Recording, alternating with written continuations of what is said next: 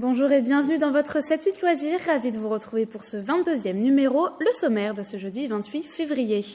Ils sont de retour au cinéma depuis le 20 février avec le deuxième volet de leur grande aventure.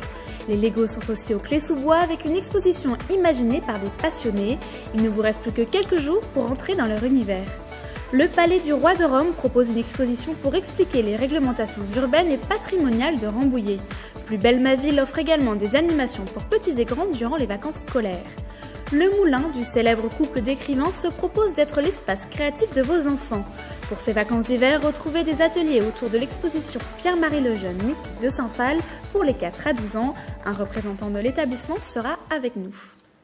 Le deuxième volet du film d'animation La Grande Aventure Lego est sorti en salle le 20 février. Pour les retrouver en plastique et en couleur, l'association de passionnés de ces petites briques de construction Breezy expose ses collections à l'espace Philippe Noiret au Clé-sous-Bois jusqu'au 3 mars, visite au sein de l'art de la brique. Visiter les plus grands monuments du monde, nager entre les poissons de cet aquarium tout en couleurs, l'exposition Lego fait voyager d'univers en univers. C'est un travail qui dure un peu plus d'un an. Le temps d'organiser, de visiter la salle, de prévoir comment on peut organiser l'exposition, de trouver les œuvres et de pouvoir les amener.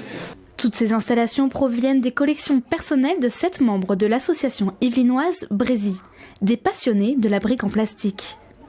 Parmi eux, Maxime est fier d'exposer pour la première fois ses Lego Star Wars. Un jour, j'ai voulu faire une expo et puis depuis, je l'attends depuis longtemps. Après, on prend du temps à les construire et on prend du plaisir à les construire. Si les différents dioramas font naître une poussée de créativité, l'association a prévu un espace de construction où l'imagination et les talents d'architectes Lego s'expriment. Je fais d'abord des escaliers et puis je fais le tour. D'abord un socle, après je commence à faire un petit mur, après un autre, après encore un autre, après encore un autre. Avant de retrouver le monde réel, on n'oublie pas de chercher les personnages incongrus glissés dans ce monument égyptien. Nous ne révélerons pas notre secret, mais nous en avons déjà trouvé quelques-uns.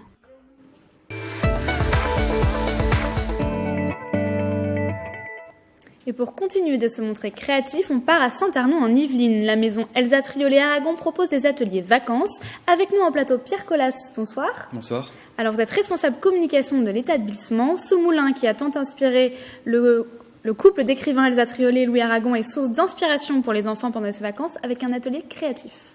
Oui, exactement. On est très heureux de pouvoir organiser un atelier autour de l'exposition qu'on propose en ce moment.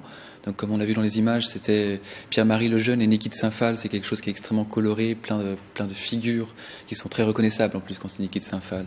Ces fameux visages, et puis ces fontaines. Et là, justement, on a joué sur les mobiles qu'on pouvait voir aussi et sur les miroirs qu'on retrouve aussi beaucoup avec Pierre-Marie Lejeune. Là, on a proposé aux enfants de les fabriquer avec nous. Donc voilà, ils font quoi précisément ces enfants? Vous en avez beaucoup? Il faut s'inscrire? On s'inscrit, c'est un petit peu par tranche d'âge en fait. Il y a des activités différentes pour les enfants de 4 à 7 ans et puis de 8 à 12 ans. Et là ensuite, on découvre l'exposition ensemble, on dessine un petit peu les formes qu'on a vues pour imiter un petit peu Niki de Saint-Phal, pour essayer de comprendre comment elles faisaient. Et après ça, on fabrique les cadres ou alors on décore les miroirs en fonction de l'âge. Alors, si on revient sur cette exposition, elle montre un peu la collaboration qu'il y a eu entre Pierre-Marie Lejeune et Niki de Saint-Phal. Ça, c'est une collaboration, en effet, qui a duré très longtemps, puisque Pierre-Marie Lejeune a d'abord été l'assistant de Niki de Saint-Phal à partir des années 80. Il avait collaboré avec elle sur la fontaine Stravinsky à Paris, par exemple. Et puis ensuite, donc, ils ont réalisé les œuvres ensemble. Niki de Saint-Phal aimait beaucoup travailler à 4 mains avec d'autres artistes.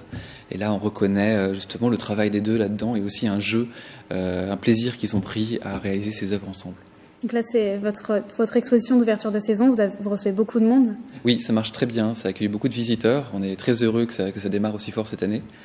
Et ça aussi augure pour la suite, puisqu'on aura 2 autres expositions tout au long de l'année. Et on a la possibilité d'accueillir donc des artistes comme ça, contemporains, qui ont un certain renom à Saint-Arnoux en Yvelines, et de pouvoir les faire connaître aussi auprès du public. C'est très agréable pour tous. Alors justement, j'allais y venir. Là, on parle des activités pendant les vacances scolaires, mais la maison Elsa Triolet-Aragon, c'est toute l'année. Vous avez toujours des expositions, des activités? Oui, c'est une maison qui ne s'arrête pas, qui est toujours justement en travaux, en évolution. Et là-dessus, en effet, on va avoir bientôt des spectacles qui vont commencer. À partir du 31 mars, on va proposer du jazz avec justement le festival Jazz à toute heure qui est dans toute la vallée de Chevreuse. Et après ça, on va proposer une chasse aux œufs et une journée d'études autour du journal d'Aragon qui est les lettres françaises. Donc on a toujours cette diversité à l'intérieur de notre programme.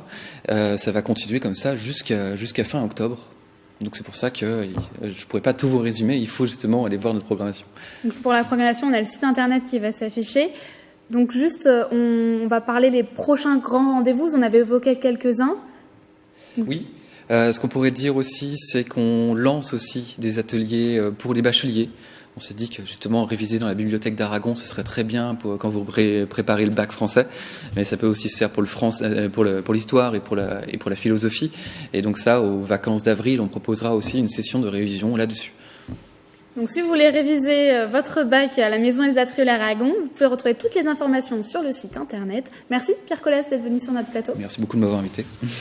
Let's Cook in English, pratiquez votre anglais en cuisinant, c'est le principe des ateliers proposés à Versailles du 5 au 9 mars. Des muffins aux tartes, il y en a pour tous les goûts et tous les niveaux. Aux côtés de la chef américaine Terry Moulton, vous deviendrez de véritables cordons bleus. On continue dans le gustatif, non plus dans la langue de Shakespeare, mais dans le dialecte scientifique. La maison Théodore Monod de Guyancourt propose en partenariat avec l'Atelier des sciences de Saint-Quentin en Yvelines une exposition « La science a du goût ». Du 4 au 8 mars, vous pouvez retrouver un stage scientifique. Chaque jour, vos enfants seront sensibilisés à la nutrition à travers différents thèmes.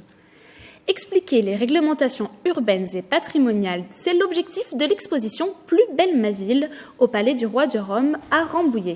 Une présentation ludique et aussi interactive. Durant les vacances scolaires, Zélie, la petite souris, demande de l'aide aux enfants pour l'aider à construire sa maison sans faire de bêtises. Plusieurs visites animées et ateliers sont proposés pour les petits, mais aussi pour les plus grands de 8 à 14 ans, les mardis et mercredis. Edgar Rouillet présente l'objectif de cette exposition au micro de Mélanie Poquet. J'ai abordé très technique, donc il a fallu le rendre attrayant. Il est très austère de base, le texte lui-même est quasi indigeste pour un non-spécialiste, ce qui est sûrement une grande difficulté d'ailleurs pour la population, mais c'est le cas de la plupart des textes réglementaires. Donc l'expo vraiment joue la carte de la scénographie, de la mise en scène, du ludique, de l'expérimentation et de l'interactivité, de façon à ce que tout le monde puisse s'y retrouver et au moins en repartir avec les idées principales.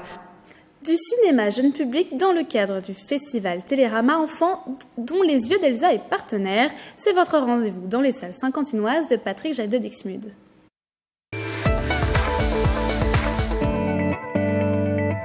Retrouvez cette semaine au cinéma Les Yeux d'Elsa, une programmation jeune public qui s'inscrit dans un festival dont on est partenaire cette année encore, qui est Télérama Enfants.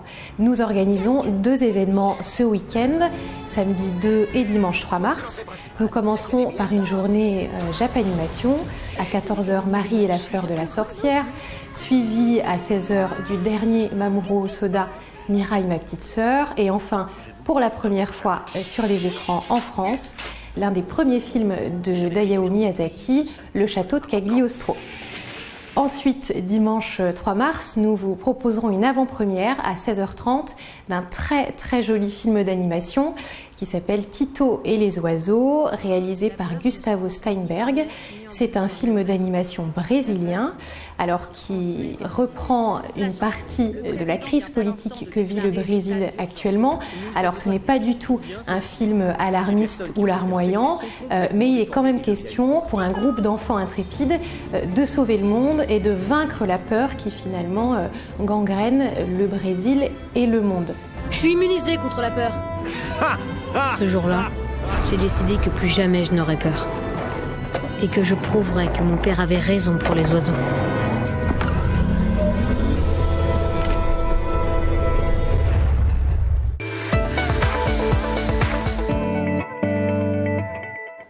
Plusieurs équipes à encourager ce week-end avec d'abord du basket. Le SC Trappes Saint-Quentin en Yvelines affrontera l'ADA Blois Basket en National 3 pour la 17e journée. Les Trappistes sont actuellement 3e du classement dans ce championnat très serré. Ils n'ont que 4 points d'avance sur leur adversaire, 10e du tableau. Mais aussi du football américain dans le championnat de 2e division. Les Templiers d'Elancourt recevront ce dimanche à 14h les Gladiateurs de la Queue-en-Brie pour le compte de la 5e journée. Victoire impérative pour les Elancourtois qui doivent se reprendre après leur défaite 12-0 contre les Vikings de Villeneuve-d'Ascq. Si vous voulez assister au match, l'entrée est libre. On part à toute vitesse direction le 19e arrondissement de Paris.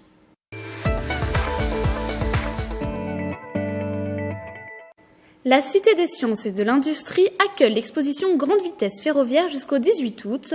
À travers des maquettes, des jeux interactifs et des simulateurs, les visiteurs sont invités à découvrir les défis d'une industrie en perpétuelle évolution, avec un seul but, transporter les voyageurs toujours plus vite. Maïlis Kéroaz de nos confrères Via Grand Paris a pris son billet. Chaque année, des millions de Français sont propulsés à 300 km/h sur les rails. La France détient depuis 10 ans le record du monde de vitesse, avec une pointe d'un TGV à 574 km/h. Sur 700 m², cette exposition retrace l'évolution d'une industrie complexe, de la construction des lignes à la circulation des trains. Le chemin de fer à grande vitesse ressemble comme un frère au chemin de fer classique. C'est un système, c'est-à-dire qu'il est composé d'éléments, et ce qui est intéressant, ce sont les interfaces entre ces éléments. Et c'est justement ce que l'exposition essaye de montrer, et c'est là qu'il y a des nouveautés. Le marché de la mobilité va bouger, et le train devra s'adapter. Ce qui est intéressant, c'est que le train a déjà plus de 2 siècles d'existence. Il a vu des grands bouleversements, puisqu'il a dû affronter la concurrence automobile, il a dû affronter la concurrence de l'avion, mais il est toujours là. Il a toujours su se renouveler, et il a toujours su s'adapter. S'adapter aux nouvelles technologies, c'est aussi ce que cette exposition a tenté de faire. On peut alors s'essayer à la réalité augmentée et utiliser des applications numériques. Un simulateur de train grande vitesse occupe d'ailleurs le centre de l'espace de l'exposition.